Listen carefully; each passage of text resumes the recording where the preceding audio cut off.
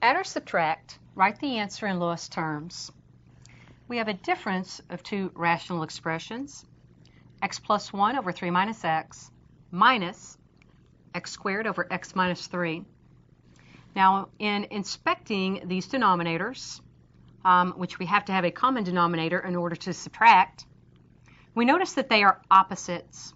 So we can actually choose either one of them to represent the lowest common denominator. I'm going to choose the 3 minus x to be the lowest common denominator in this case, and thereby change the second rational expression so that it has that LCD. Here we go.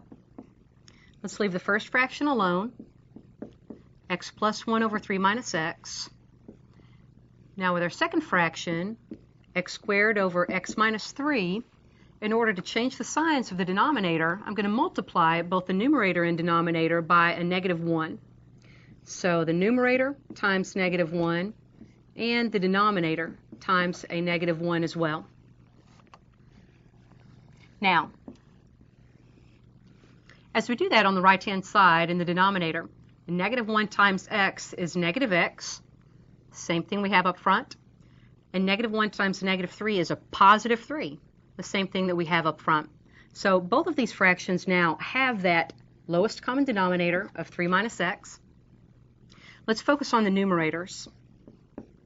Up front we've got an x plus 1. Now with our second fraction, we have a minus x squared times a negative 1. We can attach that minus sign to the numerator and think of this as negative x squared times negative 1, which is a positive x squared. We've got a good answer here. I'm going to go ahead and just rearrange the terms of the numerator, writing them in decreasing degree order. So that becomes x squared plus x plus 1 over 3 minus x. This is in reduced form. There are no common factors that are going to cancel. So one form of our answer looks like x squared plus 1 over 3 minus x.